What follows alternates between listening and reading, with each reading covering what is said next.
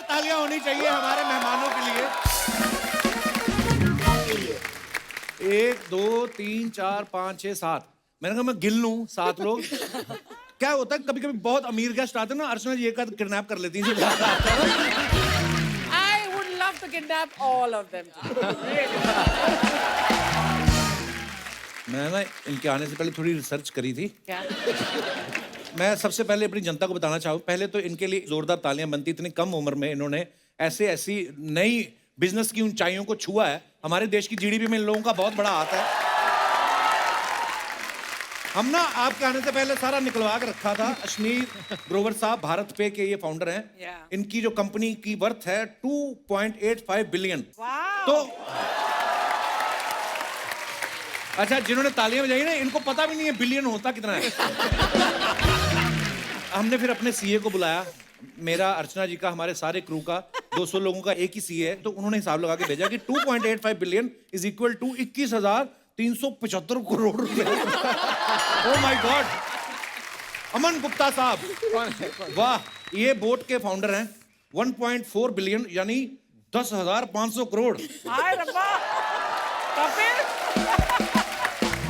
Vinita Singh sugar cosmetics के founder हैं। 533 million, लगभग 4,000 करोड़ रुपए। Oh my God. Piyush Bansal साहब लेंस कार्ट के फाउंडर हैं। 5 बिलियन यानी 37,500 करोड़। ओ, फिर नमिता जी आती हैं, इनका 2 बिलियन यानी 15,000 करोड़। अनुपम मित्तल साहब शादी.com के ये फाउंडर हैं। 15,000 करोड़। गजल अलग मामा अर्थ की ये फाउंडर हैं। 7500 करोड़। हमने सारा टोटल लगाया 1,10,875 करोड़। मैं ये सोच रहा था अगर आज यहाँ डाकू आ जाएं और इनको किडनैप कर लें, हमारे तो देश की जीडीपी गिर जाए। वाह, इन लोगों ने इतना पैसा कमाया, इतने बड़े बड़े स्टार्टअप किए, इतने बिजनेस स्टैब्लिश किए, लेकिन देखो पैसे का खुशी से कोई लेना देना नहीं। आज ये खुशियां ढूंढने यहाँ पे आए हैं। ये आप लोगों की डील थी कि शार्क टैंक सोनी पे तभी लेके जाएंगे जब आप हमें कपिल शर्मा शो पे लेके जाएंगे। बिल्कुल, ये रिक्वायरमेंट हमने दी थी। यहाँ How पे sweet जो of है you.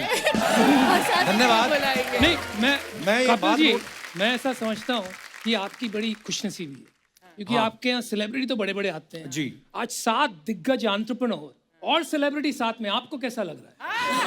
हाँ सर, मैंने कभी सोचा नहीं था। बट ये थोड़े परेशान है। क्यों? आपने इनकी नेटवर्क थोड़ी कम बता दी। हम बता दी, ये भी कम है।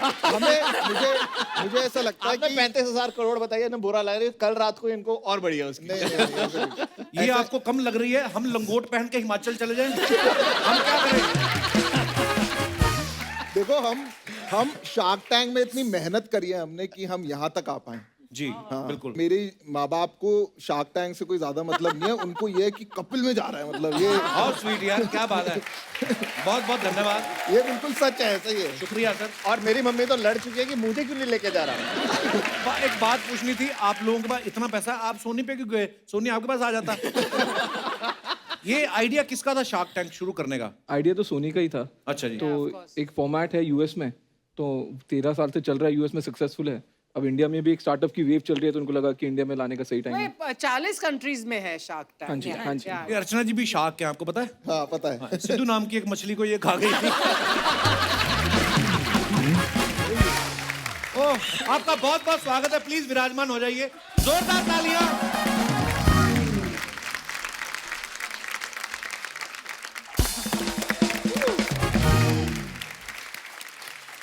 गजल, आपका नाम बड़ा खूबसूरत है।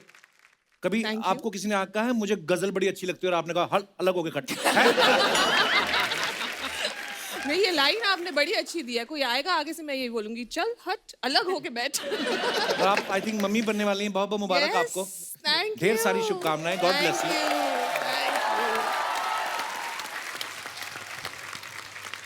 नमिता, आपकी फार्मा कंपनी है। जब आप कभी किसी पार्टी में जाती हैं तो आपके रिश्तेदार आपका हालचाल पूछते हैं कि अपना हालचाल बता के आपसे दवाई पूछते हैं?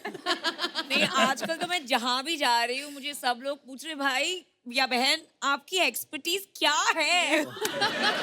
बता ही दो आज आप। तो आजकल एमक्यू के बारे में कोई नहीं पूछता है, दवाइयों के बारे में नहीं पूछता है, सिर्फ पूछते हैं कि आपकी एक्सपर्टीज है किसमें। तो ये जो डिंपल आपके शुरू से पढ़ते थे कि या करोड़ रुपए जब आ गया अपने आप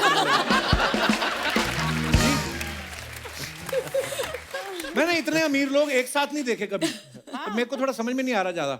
अर्चना जी तो बड़ा फॉलो करती हैं, पता नहीं कहती कब कौन सा आइडिया चिपक जाए और मैं भी निकलूं। हाँ, दिमाग होना चाहिए यार, है ना?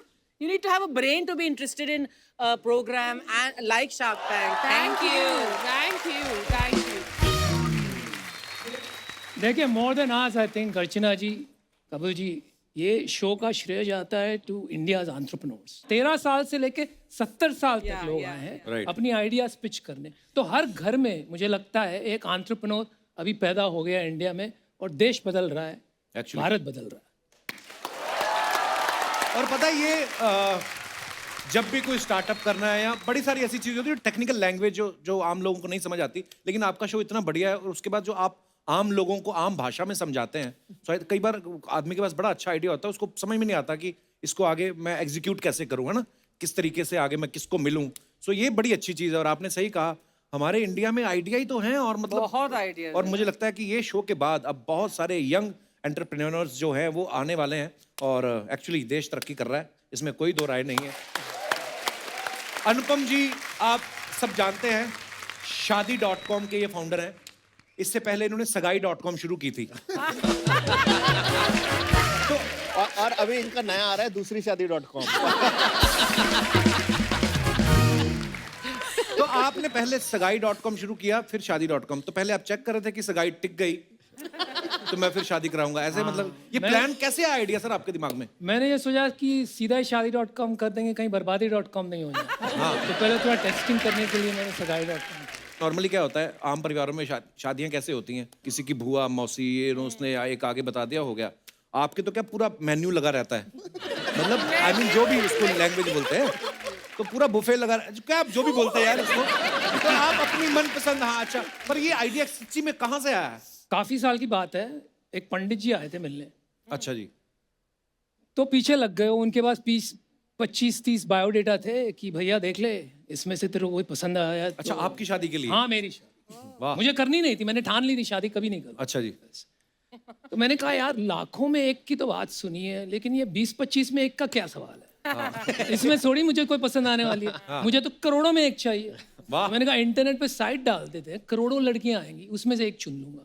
तो मैंने शुरू कर दी। तो बेसिकली आपने अपने फायदे के लिए शुरू किया था ये बिजनेस पहले, कि पहले तो मैं चुनूं उसके बाद जनता का भला। पर बड़ा कमाल का आइडिया है सर।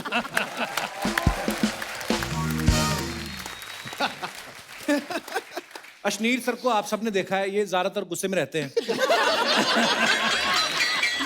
इनकी प्लीज फोटो ले ली जाए, इसके बाद शायद ही स्माइल आए कभी। इस हफ्ते का हंसने का कोटा हो गया।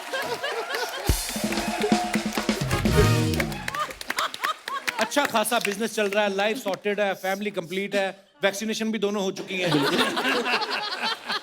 वेकेशंस पे फॉरेन भी आना जाना रहता है।